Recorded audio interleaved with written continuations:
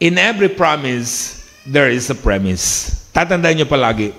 It is so important for us to see that in the Bible, with every promise that God gives to us, there is a premise that we must meet. May kondisyon sa bawat pangako ng Diyos. So, hindi mo matatanggap yung pangako nang hindi mo gagawin yung premise. Gaya ni Abraham. Anong promise kay Abraham? I will make you a great nation. I will give you a great name. I will bless you. I will curse those who curse you. I will give you a great land. That is the promise of God to him. Pero hindi niya matatanggap yun kung hindi niya susundin yung premise. Anong premise sa kanya? Sabi sa kanya sa verse 1. Sabi niya, sinabi ni Yahweh kay Abraham, lisanin mo ang iyong bayan, ang tahanan ng iyong ama, at mga kamag-anak, pumunta ka sa bayang ituturo ko sa iyo. Sasabi ng Diyos, umalis ka dyan. Pumunta ka sa lugar na ituturo ko na hindi mo pa alam. Basta akong bahala sa iyo. I will give you these 5 promises. Diba? So, merong promise, pero merong premise. Anong ginawa ni Abraham? Sumunod. Natanggap ba niya yung mga pangako? Yes. Nagkaroon ba siya ng anak? Yes, si Isaac. Sino ba si Isaac? Si Isaac naging tatay nino? O ni Jacob. Diba? Sino ang naging anak ni Jacob? Diba? Yung 12 na naging lipi ng Israel. Diba? Sino Joseph, etc., etc. So, ano ngayon sila? Israel. So, nagkaroon sila ng malaking bansa, malaking bayan, malaking lupain. Diba? Naging pagpapala siya, naging mayaman sila. Lahat ng ito natanggap ni Abraham. At higit sa lahat, naging famous siya. Pero hanggang ngayon, pinag-uusapan natin siya. Nakita niyo kung gaano siya ka-famous, kung gaano siya kasikat. Why? Kasi sinunod niya yung premise. Sinunod niya yung utos ng Diyos sa kanya. So, he received all God's promises. Tanong, halimbawa, hindi sumunod si Abraham. Sabi ng Diyos, umalis ka riyan, pumunta ka sa lugar na ituturo ko. Hindi siya umalis. Hindi siya magkakaanak. Mamamatay ang kanyang lahi. Wala na. Hindi na natin pag-aaralan si Abraham. Di ba? Hindi natin siya makikilala. Hindi na ibig sabihin, pero dahil obedient siya sa utos ng Diyos, he received all God's promises. Why? Because in every promise, there is a premise. Yan ang problema sa atin madalas. Mga ama na nampalataya. Gustong-gusto natin makapakinig ng mga promises ng Diyos. Tama? Lalo na kapag may pinagdadaanan tayo, may meron tayong mga hirap ng buhay, meron tayong mga ninanais sa buhay natin. Gustong-gusto nating makabasa at makapakinig ng mga promises ng Diyos. Kasi masarap nga naman yung mga promises ng Diyos. Ang sarap pakinggan yan. Talagang lumalakas tayo. Ang problem lang sa atin, we always neglect the promise. Ang gusto lang natin yung promise. Pero yung condition, ayaw natin. Halimbawa, tingnan nyo ito mga kapatid. Sabi po ng Luke 6:38, magbigay kayo at kayo bibigyan din. Hustong takal, siksik, liglig at umaapaw pa ang ibibigay sa inyo. Sapagkat ang panukat na ginagamit niyo sa iba, siya rin gagamiting panukat sa inyo. Gustong-gusto natin ang promise na yan. Na ang promise ng Diyos sa atin, bibigyan niya tayo ng hustong takal, siksik, liglig at umaapaw. Lagi niya ng promise sa atin Sa giving, sa preaching, diba? Na tayo pagpapalain ng Panginoon. At paano magpala ang Diyos? Ganyan ang mga promises Siksik, liglig, at umaapaw. Alam niyo ba ang context niya mga kapatid? Sa kanila, hindi naman uso yung mga kilo-kilo. Takal-takal yan. Baka yung matatanda, inabot pa yan. Di ba? Yung mga salup-salup, takal-takal. Yung mga yan, di ba? May mga madayang mga pansalok. Di ba? Hindi pinupuno. Ang ideya niya ang gagawin, hustong takal. So, nilagay, husto na. Ano gagawin? Siksik. Paano yung siksik? Gaganunin. Liglig.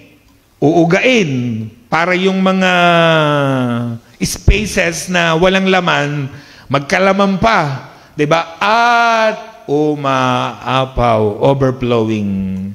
Diba? Ganon. Walang daya ang panukat ng Diyos. Ganon daw ang bibigay niya sa atin. Kailan?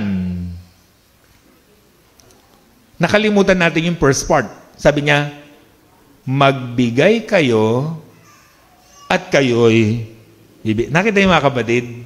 May promise ang ibibigay niya, siksik, liglig at umaapaw. Pero ang kondisyon, magbigay muna kayo. So kung hindi ka nagbigay, hindi ka rin bibigyan. That's the point mga kapatid. Di ba? So lagi ang gusto natin yung promise, but we neglect the premise. Halimbawa, mga kapatid, Ephesians 6:1-3, mga anak, sundin ninyo ang inyong mga magulang, alang-alang sa Panginoon, sapagkat ito ang nararapat. Igalang mo ang iyong ama't ina. Ito ang unang utos na merong kalakip na pangako. Magiging maganda at mahaba ang iyong buhay dito sa lupa. Gusto ba nating gumanda at humaba ang buhay natin dito sa lupa? Yan ang ating mga dream. Yan ang ating mga pangarap sa buhay. Kaya nga tayo nagsusumikap. Kaya tayo nag-aaral. Kaya lahat ginagawa natin. Pero napakasimple lang pala ang sikreto. Paano daw natin maabot yan? Kung marunong kang gumalang at sumunod sa iyong magulang. Ngayon, kahit anong gawin mong pagsusumikap, kung hindi ka marunong magmahal, gumalang, at sumunod sa magulang mo, hindi mo ma-achieve yung prosperous and long life dito sa lupa. Kaya napakahalaga niya mga kapatid. Diba? Another, Philippians 4:19, and my God shall supply all your need according to His riches in glory by Christ Jesus. Ito lagi natin kino-quote sa mga tao, diba? O kaya sa sarili natin. Huwag kang mag-alala. Sabi ng Bible, and my God shall supply all your needs. Hindi natin naiintindihan kung ba't sinabi yan. Sabi ng verse 15, 16, and 18, yung context niyan, now you Philippians know also that in the beginning of the gospel, when I departed from Macedonia, no church shared with me concerning giving and receiving, but you only. For even in Thessalonica, you sent aid once and again for my necessities. Indeed, I have all and abound. I am full, having received from Epaphroditus the things sent from you, a sweet-smelling aroma and acceptable sacrifice, well-pleasing to God. Sabi niya, eto kasi ang ginawa niyo. Nung ako'y mag-ministeryo, mag-mission sa Thessalonica, sa Macedonia, saan man ako pumunta, kayo lang, sabi niya.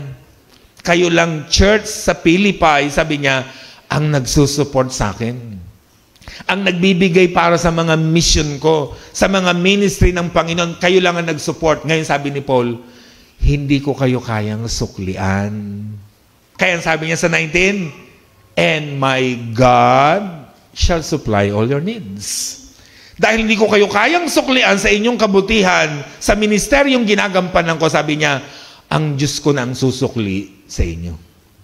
Sino ang sinusuklian ng Diyos? Yung marunong magbigay sa mga ministeryo ng Panginoon, sa gawain ng Diyos.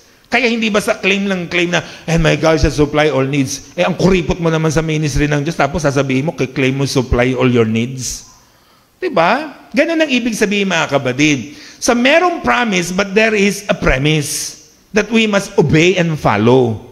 Diba? That we must meet. Yan ang ibig natin ipaunawa. Matthew 6:33, but seek first His kingdom and His righteousness, and all these things will be given to you as well. Ang gusto natin palagi, yung all these things will be given to you. Sino ba naman ang ayaw nun? Diba? Ibibigay lahat sa iyo, all these things. Pero may premise. Ano yung premise? Seek first His kingdom and His righteousness. Tsaka niya ibibigay yung all these things sa atin. Ganong kahalaga yung mga kapatid. Kaya huwag tayong claim ng promise lang. Kailangan makita rin natin yung premise na dapat nating sundin at gawin para ma-receive natin yung blessing nung pangako ng ating pong Panginoon sa bawat isa sa atin. Gaya ni Abraham.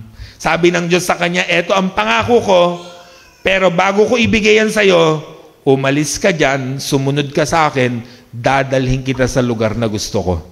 Sumunod si Abraham, and the rest is history.